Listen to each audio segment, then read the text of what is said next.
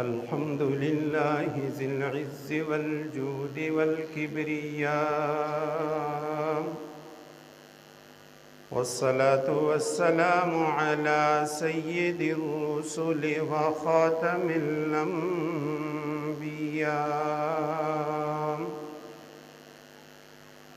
وأشهد أن لا إله إلا الله وحده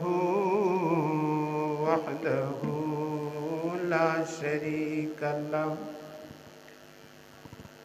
وأشهد أن سيدنا وسندنا وحبيب ربنا وطبيبنا وطبيب قلوبنا محمدًا عبده ورسوله. أما بعد، فقد قال الله تبارك وتعالى في كلامه المجيد وفرقان الحميد: والفجر وليال عشر والشفع والوتر والليل إذا يسر. وعن ابن عباس رضي الله تعالى عنهما قال: قال رسول الله صلى الله عليه وسلم: ما من أيام العمل الصالح فيهن أحب إلى الله من هذه الأيام العشرة. قالوا: ولا الجهاد يا رسول الله؟ قال: ولا جهاد في سبيلي إلا رجل خرج بنفسه وماله فلم يرجع من ذلك بشيء. صدق الله العظيم وصدق رسوله النبي الأمي الصادق الأمين، ونحن على ذلك لمن الشاهدين والشاكرين، والحمد لله رب العالمين.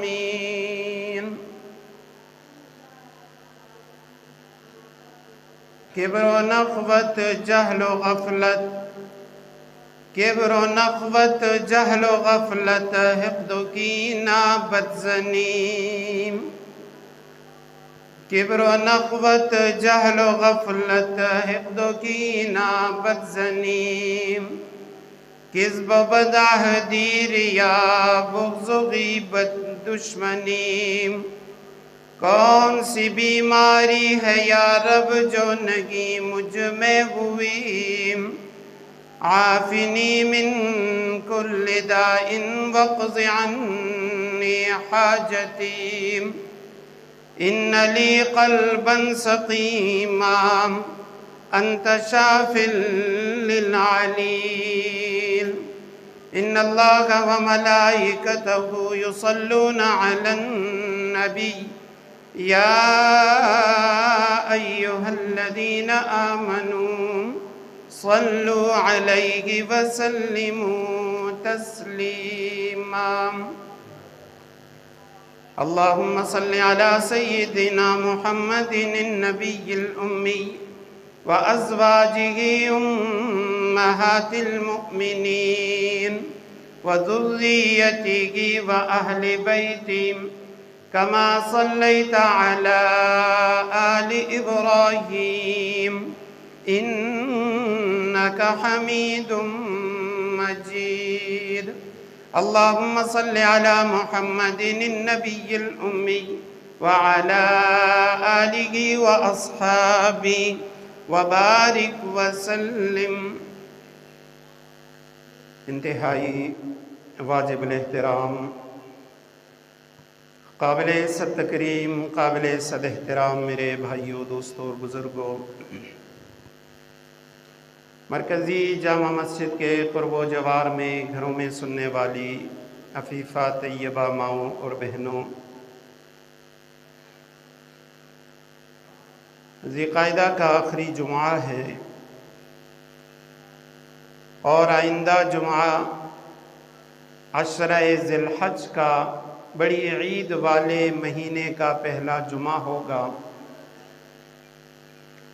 قرآن کریم میں اور احادیث مبارکہ میں اللہ اور اللہ کے رسول صلی اللہ علیہ وسلم نے عشرہ ذی الحج کی بہت زیادہ فضیلت بیان فرمائی ہے۔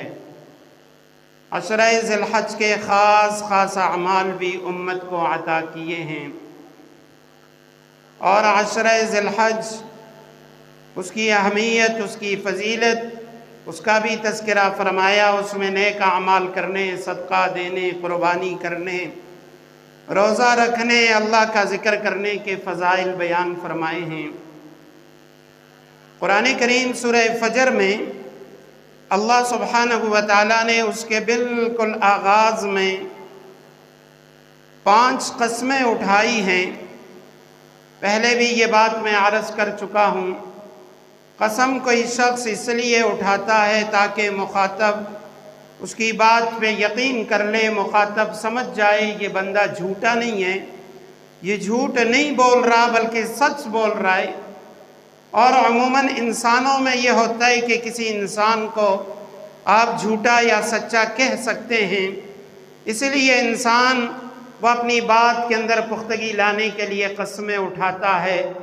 اللہ سبحانہ و تعالی رب العالمین ہے، کائنات کا خالق و مالک ہے، اصدق القائلین، سب سے زیادہ سچ بولنے والا رب کائنات ہے۔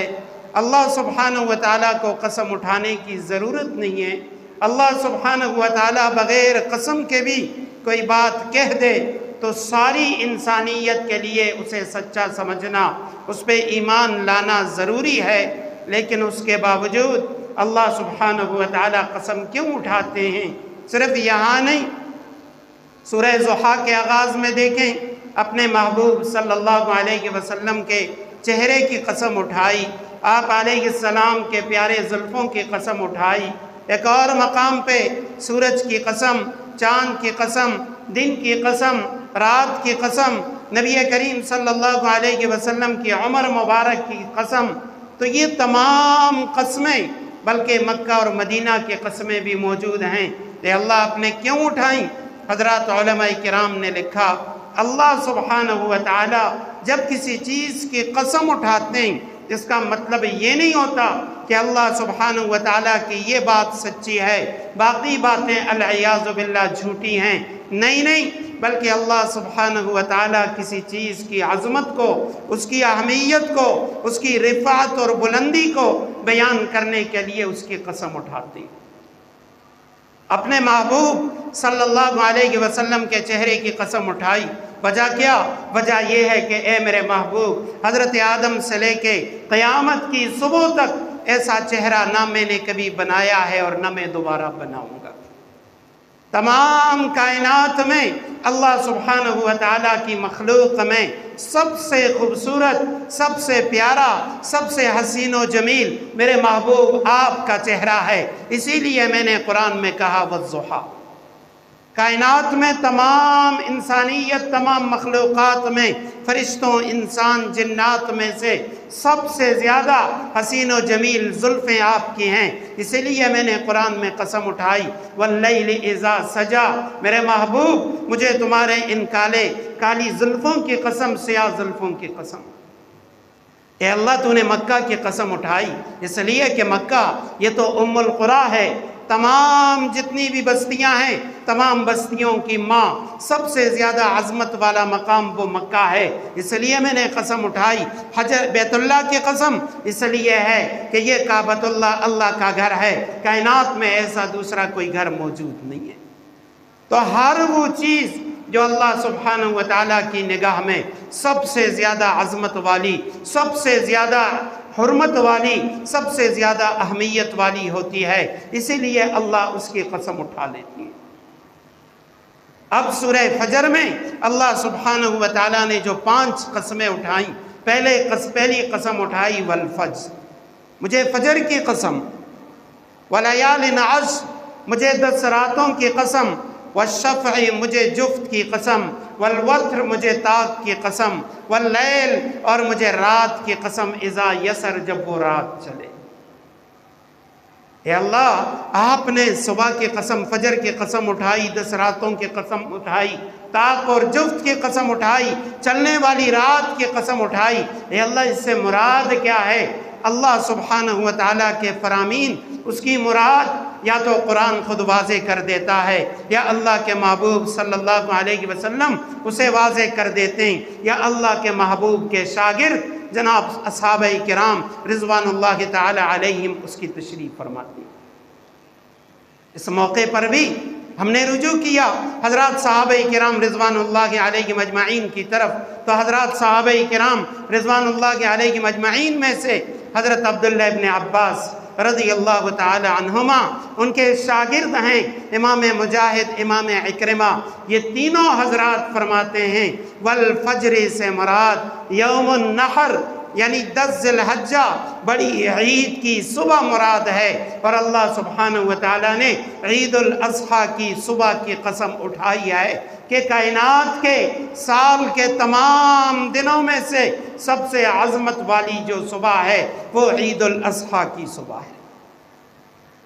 وَلَيَالٍ عَشْرٍ، مجھے 10 راتوں کی قسم، 10 راتوں سے مراد کیا ہے؟ پھر ہم نے رجوع کیا عبداللہ ابن عباس رضی اللہ تعالیٰ عنہما کی طرف، امام سدی رحمہ اللہ کی طرف، امام ضحاک رحمہ اللہ، یہ تمام حضرات فرماتے ہیں لیال عشر سے مراد عشرہ ذی الحجہ کی یہ پہلی راتیں اور یہ دن ہیں۔ عشرہ ذی الحج یعنی بڑی عید سے پہلے یہ جو 9 یا 10 دن ہیں، ان دن اور رات کو اللہ سبحانہ و تعالیٰ نے یہاں بیان کیا اور اس کی قسم اٹھائی کہ مجھے ان 10 راتوں کی بھی قسم ہے۔ اور اس کے بعد فرمایا والشفع، مجھے جفت کی قسم، والوتر، مجھے تاک کی قسم۔ جفت سے مراد اس عشرے کا دوسرا، چوتھا، چھٹا اور 8واں دن اور 10واں دن، اور تاک سے مراد پہلا، تیسرا، 5واں، 7واں اور 9واں دن۔ اے اللہ، آپ نے ان دنوں کی، ان صبحوں کی قسمیں کیوں اٹھائیں؟ ان راتوں کی قسمیں کیوں اٹھائیں؟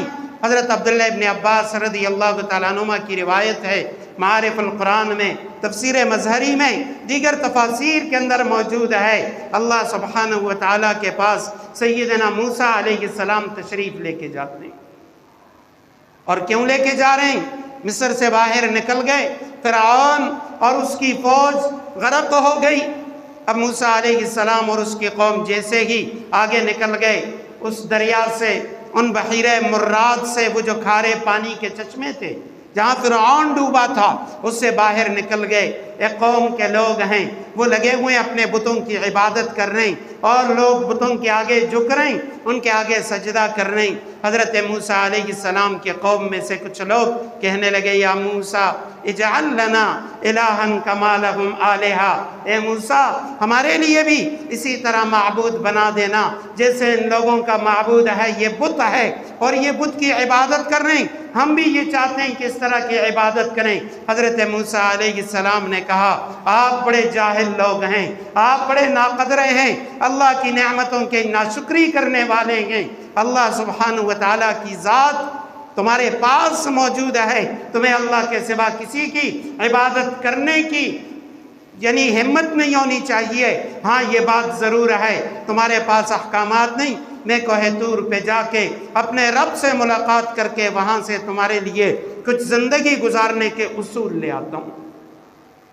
موسیٰ علیہ السلام چلے گئے۔ اللہ سبحانہ و تعالیٰ نے قرآن میں فرمایا وَوَعَدْنَا مُوسَىٰ 30 لَيْلَةً، ہم نے موسیٰ علیہ السلام کو حکم دیا کہ تم نے 30 دن تک تم نے روزے رکھنے ہیں، اور 30 روزے رکھنے کے بعد پھر موسیٰ تو نے میرے پاس آنا ہے، کوہ طور پہ میں تمہیں تورات کی تختیاں عطا کروں گا۔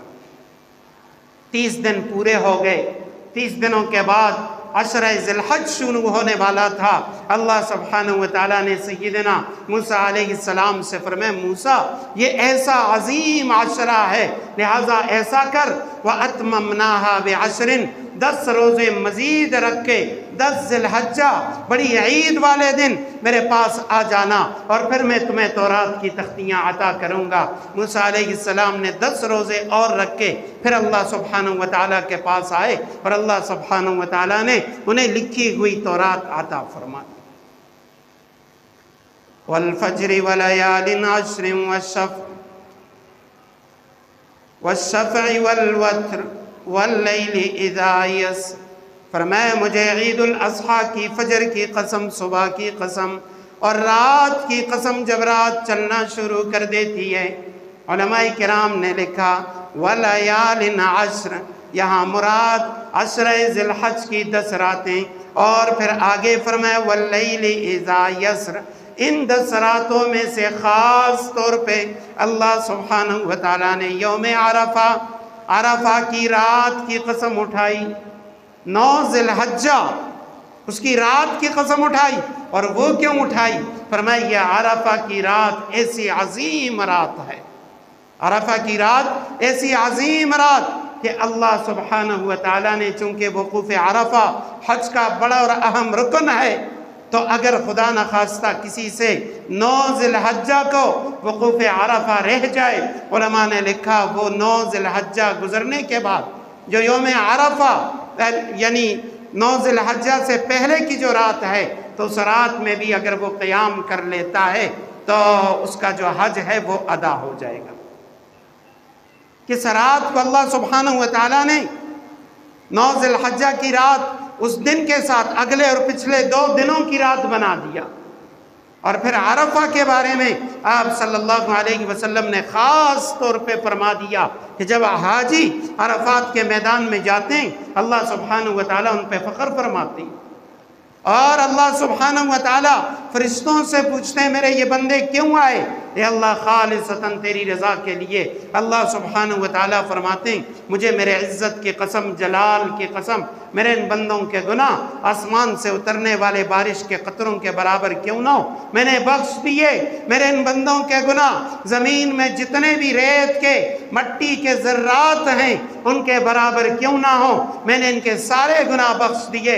فرشتوں گوارے نہ، میرے ان بندوں کے گناہ سمندر کے اوپر جاگ کے برابر کیوں نہ ہو، میں نے ان کے سارے گناہ بخش دیے۔ ابو داود میں اور مسند احمد میں عبداللہ ابن عباس رضی اللہ تعالیٰ عنہما کی روایت ہے، نبی کریم صلی اللہ علیہ وسلم نے فرمایا ما من ایام العمل الصالح فیہن احب الی اللہ من ایام العشرہ، پورے سال کے تمام دنوں میں سے کوئی بھی ایسے دن نہیں جن کے نیک اعمال اللہ سبحانہ و تعالیٰ کو بہت زیادہ پسند نہ ہو سوائے عشرہ ذی الحجہ کے، اس کے اعمال اللہ کو سب سے زیادہ پسند ہیں۔ صحابہ کرام نے سوال کیا یا رسول اللہ، ایک شخص وہ عشرہ ذی الحج میں نیک کام کر رہے، نماز پڑھ رہے، قرآن کی تلاوت، ذکر اذکار اور تسبیحات کر رہے، دوسرا شخص اللہ کے راستے میں جہاد کر رہے، یا رسول اللہ کیا عام دنوں کے اندر جہاد کرنے والا یہ عشرہ ذی الحج کی نیکی کے برابر بھی نہیں ہے؟ آپ صلی اللہ علیہ وسلم نے فرمایا وَلَا جِهَادٌ فِي سَبِيلِ اللَّهِ، اللہ کے راستے میں عام دنوں کے اندر جہاد کرنا یہ عشرہ ذی الحج کی نیکیوں کے برابر نہیں ہو سکتا۔ الا رجل، سوائے اس شخص کے خرج بنفسہ ومالی، جو اپنی جان اور مال لے کے اللہ کے راستے میں نکل کے اللہ کے راستے میں شہید ہو جائے، اس کی شہادت کا مرتبہ تو زیادہ ہو سکتا ہے لیکن باقی کوئی عمل بھی عشرہ ذی الحج کی نیکیوں سے بڑھ نہیں سکتا۔ یہ ایسا عظمت والا عشرہ ہے۔ مشکات کے اندر حدیث موجود ہے، آپ صلی اللہ علیہ وسلم سے پوچھا گیا یا رسول اللہ ہم اس عشرے میں کیا عمل کریں؟ آپ صلی اللہ علیہ وسلم نے فرمایا اس عشرے سے زیادہ عظمت والا، اہمیت والا اور افضل عبادت والا عشرہ اللہ کے نزدیک کوئی عشرہ نہیں۔ فَأَكْثِرُوا فِيهِنَّ مِنَ التَّسْبِيحِ وَالتَّهْلِيلِ وَالتَّكْبِيرِ وَالتَّحْمِيدِ، اس عشرے کے اندر سبحان اللہ زیادہ کہا کرو، الحمدللہ زیادہ کہا کرو، اللہ اکبر زیادہ کہا کرو، اور لا الہ الا اللہ زیادہ کہا کرو۔ ہمارے استاد محترم مفتی اعظم پاکستان مفتی عبدالرؤوف سکروی صاحب دامت برکاتہم العالیہ، جو جامعہ دارالعلوم کراچی کے نائب مفتی ہیں، حضرت مفتی شفیع رحمہ اللہ کے شاگرد بھی ہیں اور ان کے خلیفہ مجاز بھی ہیں، انہوں نے اپنی کتاب میں لکھا اس حدیث مبارکہ کی تشریح کرتے ہوئے کہ اس حدیث میں فرمایا گیا کہ بڑی عید کا جو مہینہ ہے اس کے پہلے 10 دن یہ پورے سال سے افضل ہیں، حالانکہ دوسری حدیث میں آتا ہے کہ رمضان کا آخری عشرہ وہ زیادہ افضل ہے کہ اس میں لیلۃ القدر ہے۔ فرماتے ہیں دونوں احادیث اپنی جگہ پہ ٹھیک ہے، دونوں نبی کریم صلی اللہ علیہ وسلم کے فرامین ہیں، اور دونوں احادیث میں تطبیق کرنا، دونوں کو جمع کرنا بھی ممکن ہے اور ٹھیک ہے۔ فرماتے ہیں دونوں احادیث، پہلی جو حدیث ہے جس میں فرمایا کہ رمضان کا آخری عشرہ وہ پورے سال کے تمام دنوں سے افضل ہے، تو فرماتے اس حدیث میں مراد رمضان کے آخری عشرے کی راتیں ہیں، اور اس حدیث جس میں فرمایا کہ عشرہ ذی الحج یہ سال کے تمام دنوں سے افضل ہے، یہاں مراد دن ہیں، یعنی افضل ترین راتیں وہ رمضان کے آخری عشرے کی راتیں، اور پورے سال میں افضل ترین دن وہ عشرہ ذی الحج کے دن ہیں۔ تو اس عشرے کے اندر کام کیا کرنا ہے، آپ صلی اللہ علیہ وسلم نے ہمیں کام بھی بتا دیے، بلکہ میں کوشش کروں گا کہ انشاءاللہ آج کے جمعے میں 4 چیزوں پہ مختصر گفتگو کر سکوں۔ ان 4 چیزوں میں سے یہ پہلا عمل ہے، آپ صلی اللہ علیہ وسلم نے فرمایا اس عشرے میں سبحان اللہ، الحمدللہ، لا الہ الا اللہ اور اللہ اکبر یہ کثرت سے پڑھا کرو۔ مشکات کے اندر حدیث موجود ہے، آپ صلی اللہ علیہ وسلم نے فرمایا میرے صحابہ تم میں سے کون ہے جو روزانہ احد پہاڑ کے برابر اجر و ثواب کما لے، روزانہ احد پہاڑ کے برابر عمل کر لے۔ صحابہ کرام نے کہا یا رسول اللہ روزانہ احد پہاڑ کے برابر عمل کرنا یہ تو بہت مشکل ہے، یہ تو ناممکن ہے جو مدینہ کا سب سے بڑا پہاڑ ہے۔ آپ صلی اللہ علیہ وسلم نے فرمایا یہ کوئی مشکل نہیں،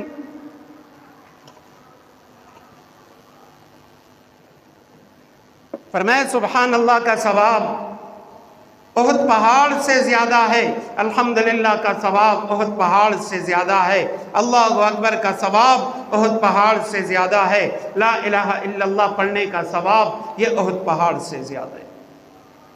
اس کے مقابلے میں یہ پہاڑ بھی کچھ نہیں۔ مسند احمد میں روایت ہے، آپ صلی اللہ علیہ وسلم نے فرمایا جو شخص روزانہ 100 مرتبہ سبحان اللہ پڑھتا ہے، اللہ سبحانہ وتعالی اس کو روزانہ 100 عربی غلام آزاد کرنے کا اجر و ثواب عطا فرماتے ہیں۔ 100 مرتبہ سبحان اللہ، اس پہ کتنا ٹائم لگے گا؟ 4-5 منٹ لگتے ہیں۔ 100 عربی غلام آزاد کرنے کے برابر اجر و ثواب جو 100 مرتبہ الحمدللہ پڑھتا ہے، اللہ کے راستے میں 100 گھوڑے بمع جہاد کے سامان کے اللہ کے راستے میں اتنا زیادہ اجر و ثواب اس کو مل جاتے ہیں۔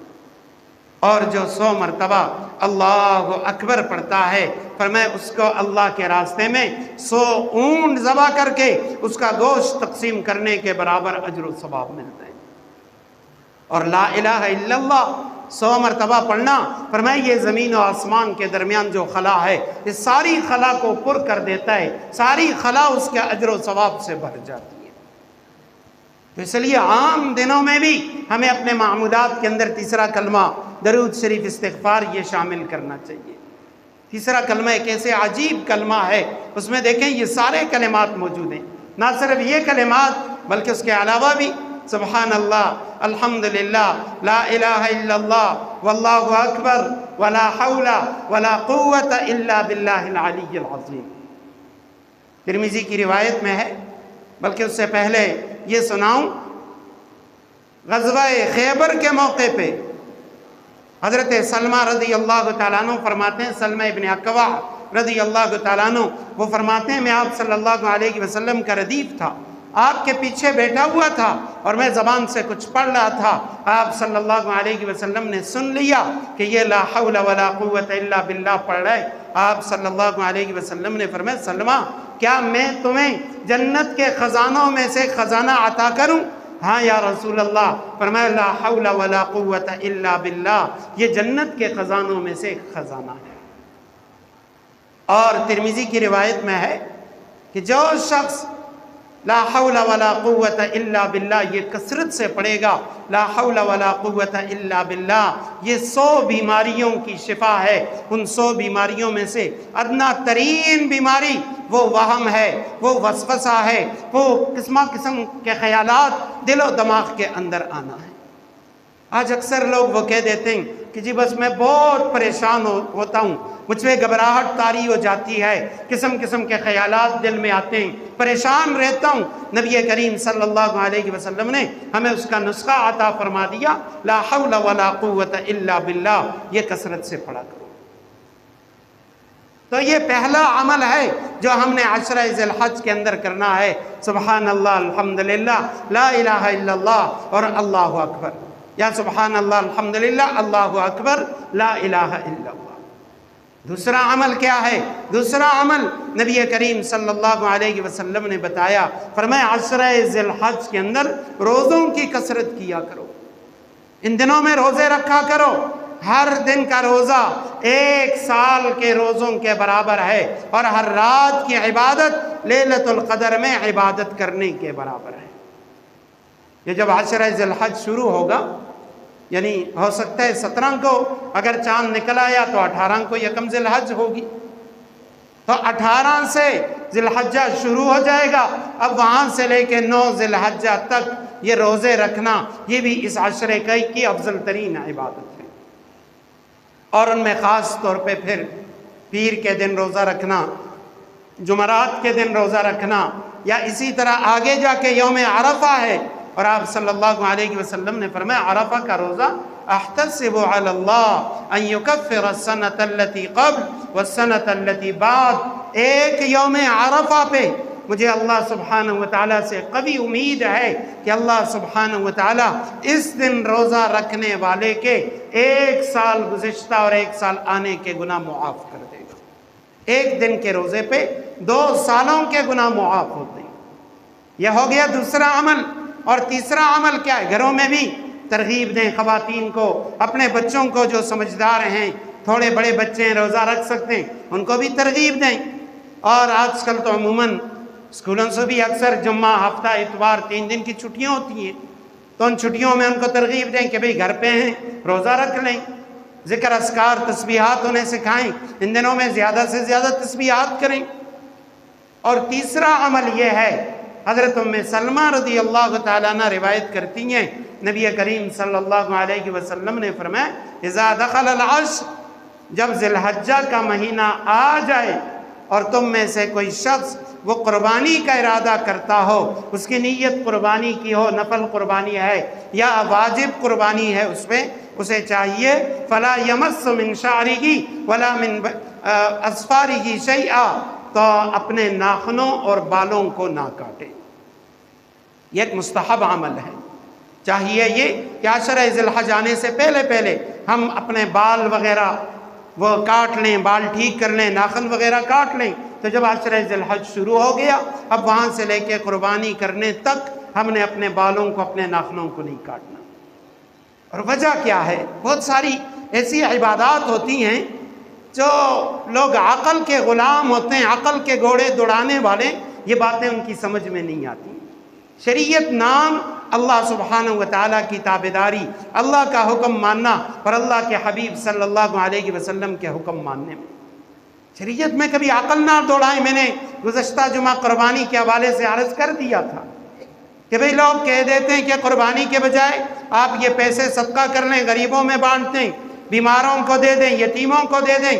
قربانی میں آپ اتنا گوشت ضائع کرتے ہیں، جانوروں کے خون ضائع کر دیتے ہیں، جانوروں کو ضائع کر دیتے ہیں۔ علماء کرام نے بڑی عجیب عجیب نکتے لکھے ہیں، بڑے عجیب باتیں لکھی ہیں۔ بعض بدبخت وہ قربانی پہ اعتراض کرتے ہیں، کہتے ہیں جی ہوتا یہ ہے آپ قربانی کرتے سے جانور کم ہو جاتے ہیں۔ اللہ سبحانہ و تعالیٰ نے دنیا ہی میں ہمیں مشاہدہ کروا دیا کہ ہمیشہ میں ان جانوروں کو بڑھاتا ہوں جو حلال ہیں، جن کی قربانی کی جاتی ہے۔ جو حرام جانور ہیں یا جن کی قربانی نہیں کی جاتی میں کبھی ان کو بڑھاتا ہی نہیں ہوں۔ بلیوں کو دیکھیں، چوہوں کو دیکھیں، کتوں کو دیکھیں، ایک مرتبہ کتنے بچے ہوتے ہیں، 6 7 7 5 5 4 4، لیکن کبھی آپ نے نہیں دیکھا ہوگا کہ بھی کتوں کی تعداد اتنی بڑھ جائے یا بلیوں کی کہ گلیوں میں سینکڑوں کی تعداد میں بلیاں اور کتے گھوم رہے ہوں۔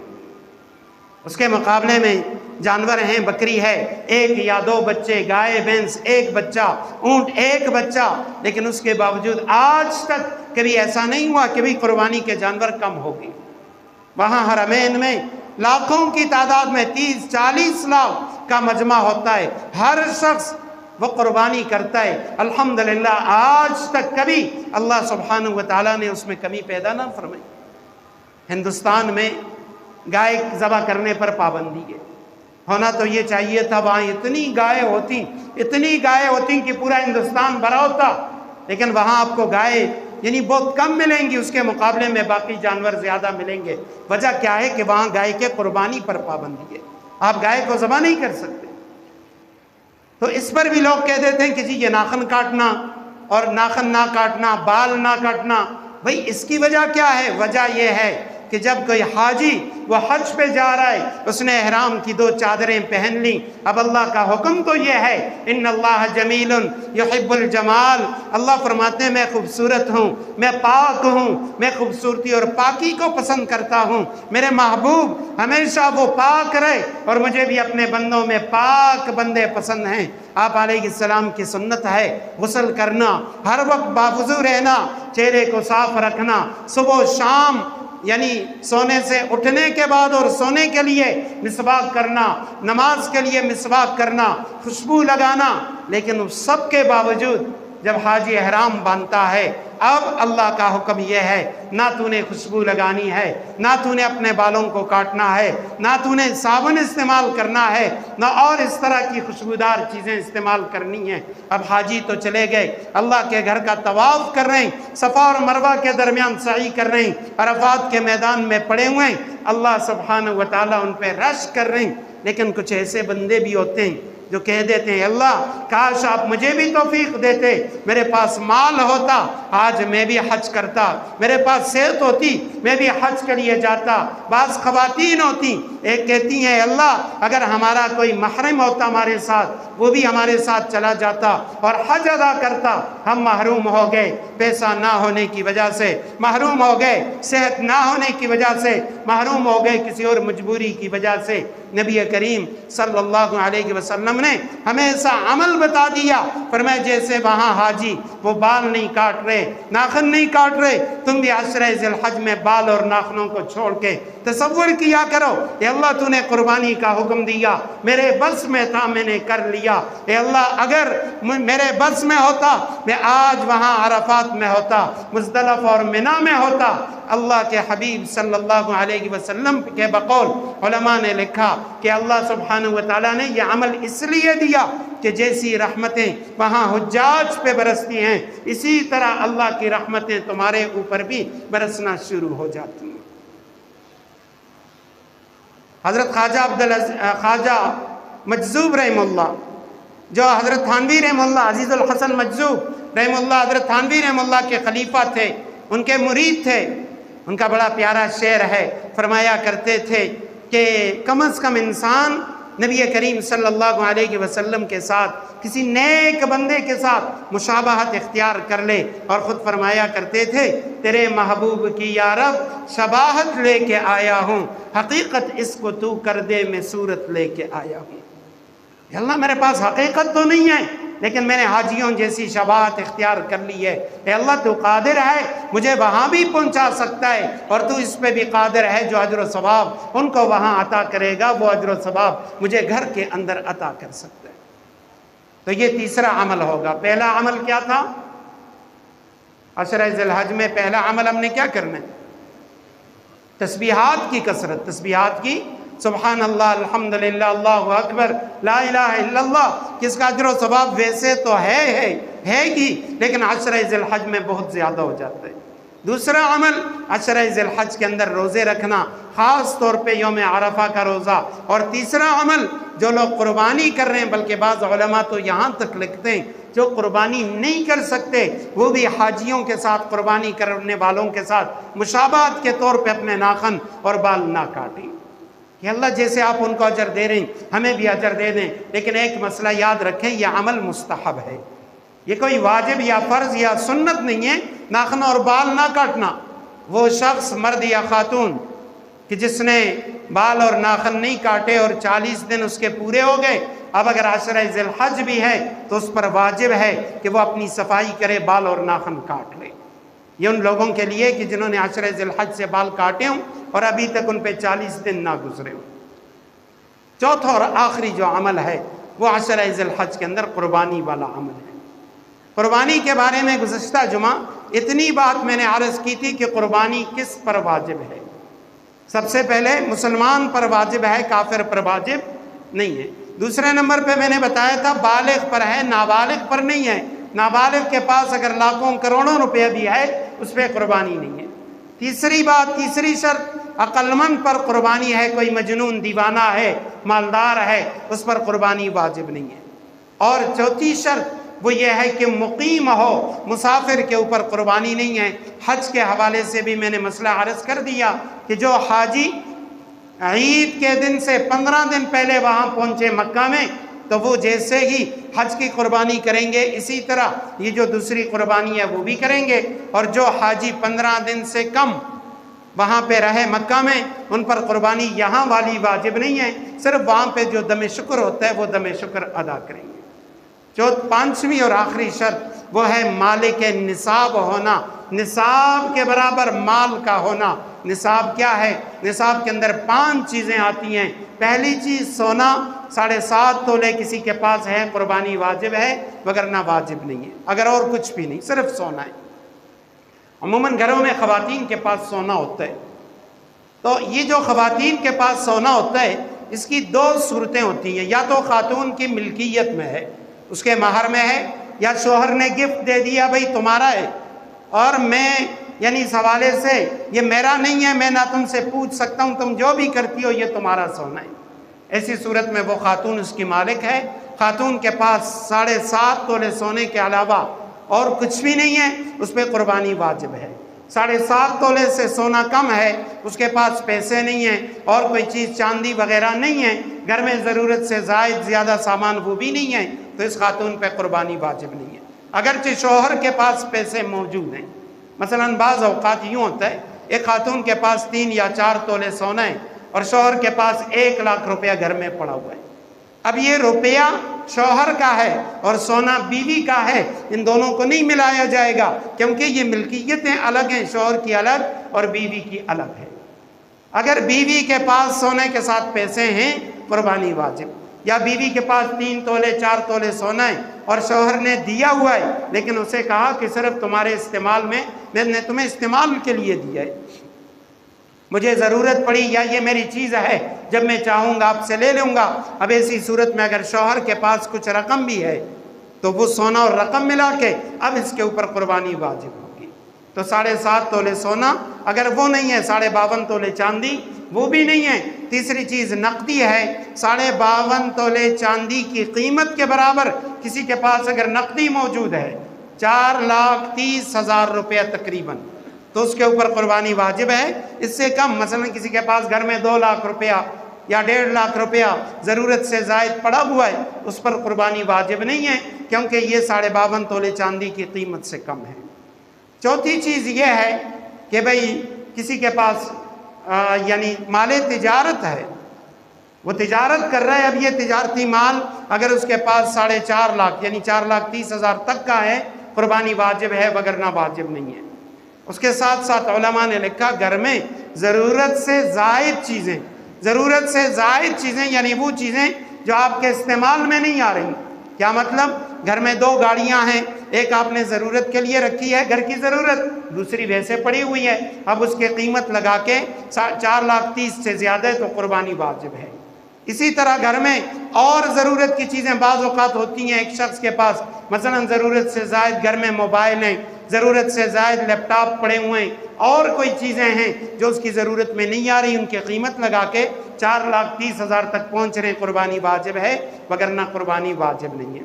ایک مسئلہ جو عموماً علماء کرام بیان فرماتے ہیں اور اکثر مساجد میں اس کو ممبروں پہ بیان کیا جاتا ہے، مسئلہ یہ ہے کہ بعض علماء کہتے ہیں اگر کسی کی خاتون کے پاس 1 تولہ سونا ہے اور 10,000 روپے، اس پر بھی قربانی واجب ہے۔ یہ مسئلہ تھوڑا تفصیل طلب ہے، اس طرح بالکل نہیں ہے یعنی کہ 1,00,000 روپیہ 1 تولہ سونا اور 5-10 ہزار روپے بھی ہیں تو قربانی واجب ہے۔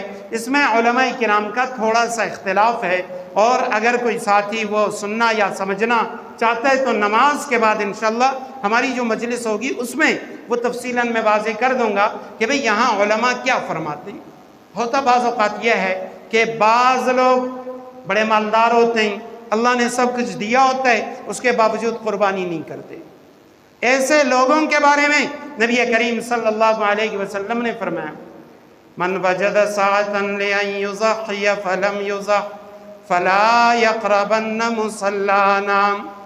فرمایا میری امت میں سے وہ مسلمان جس کو اللہ نے وسعت دی ہے، اللہ نے مالداری عطا فرمائی ہے، اس کے پاس مال موجود ہے، سونا چاندی زیورات موجود ہیں، فلم یضحی، پھر بھی وہ قربانی نہیں کرتا، فلا یقربن مصلانا، فرمایا ایسا شخص عید والے دن ہماری عیدگاہ کے اندر نہ آئے، کیونکہ عید کے دن اللہ حاضر ہونے والے آنے والے تمام نمازیوں کی بخشش فرماتے ہیں، ان کی گناہوں کو معاف فرما دیتے ہیں، لیکن ایسا شخص جس پر قربانی واجب ہونے کے باوجود وہ قربانی نہیں کر رہا، وہ ہماری عیدگاہ کے قریب بھی نہ آئے۔ ایسی سخت وعید آپ صلی اللہ علیہ وسلم نے سنائی ہے۔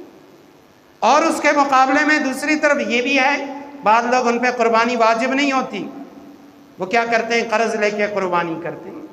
کس نیت سے کرتے ہیں؟ بعض کی تو نیت ہی خراب ہوتی ہے، ان کی تو ہوتی ہی نہیں ہے۔ ایک نہیں سینکڑوں ایسے لوگ جنہیں میں نے خود اپنے کانوں سے سنا۔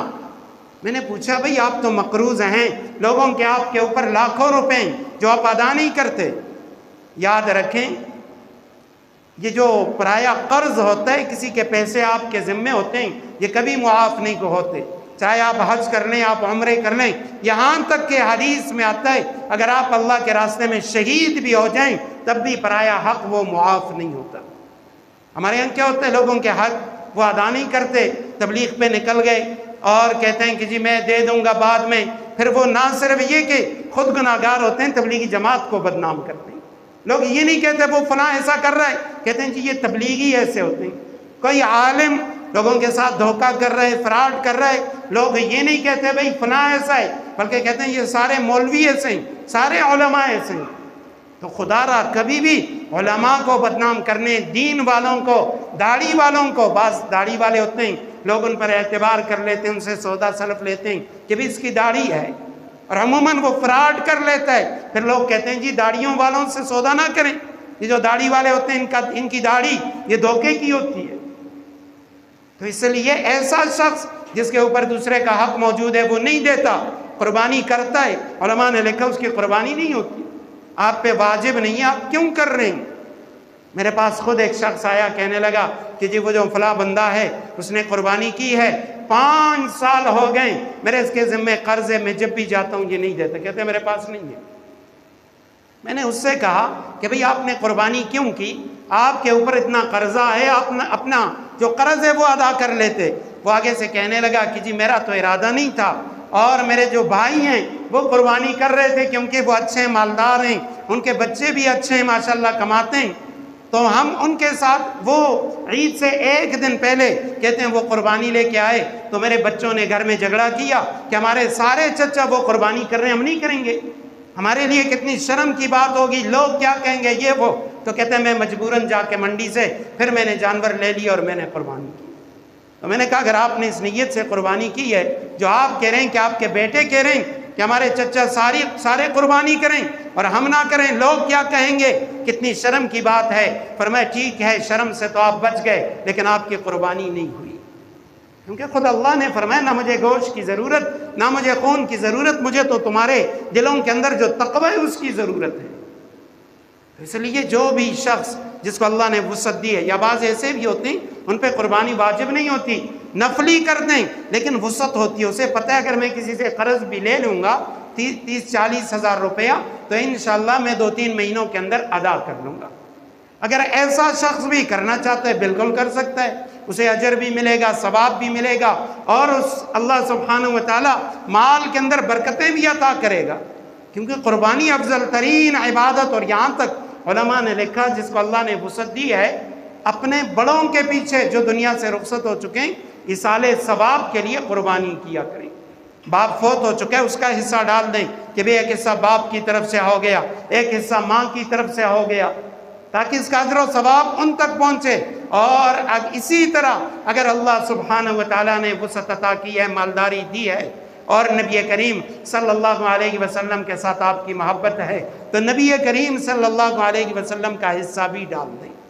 آپ صلی اللہ علیہ وسلم ایک موقع پہ قربانیاں کر رہے ہیں، بہت سارے جانور، یا رسول اللہ آپ اتنے زیادہ جانور کیوں ذبح کر رہے ہیں؟ فرمایا اس لیے ذبح کر رہا ہوں، کچھ تو میں نے اپنی طرف سے ذبح کی ہے، کچھ اپنی امت کے ان لوگوں کی طرف سے جو قربانی نہیں کر سکتے میں نے ان کی طرف سے ذبح کی ہے۔ ایسے محبوب اور مشفق نبی کی طرف سے اگر ہم قربانی کر لیں گے، نبی کریم صلی اللہ علیہ وسلم کو تو اس کی ضرورت نہیں، لیکن انشاءاللہ یہ کل قیامت کے دن ہماری نجات کا ذریعہ بنے گا، اور آپ صلی اللہ علیہ وسلم خوش ہو کے ہماری شفاعت فرمائیں گے۔